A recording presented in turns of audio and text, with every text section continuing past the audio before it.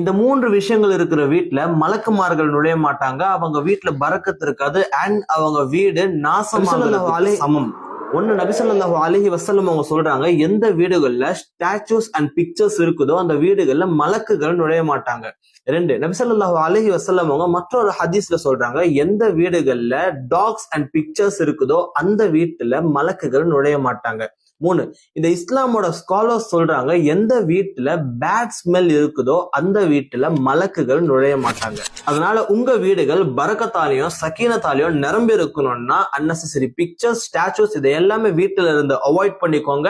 And tax அவங்களோட விளையாடுறது, கொஞ்சுறது, கொலாவது, ஒட்டிக்கிறது இது எல்லாமே அவாய்ட் பண்ணிக்கோங்க. உங்க வீடுகளை நறுமணமா வச்சுக்கோங்க. உங்க வீட்டை சுத்தமா வச்சுக்கோங்க. குர்ஆன் திக்ருகள் நிறைஞ்சதா உங்க வீட்டை ஆக்கிக்கோங்க.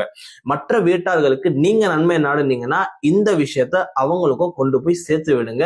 அண்ட் என்ன ஃபாலோ பண்ண மறக்காதீங்க.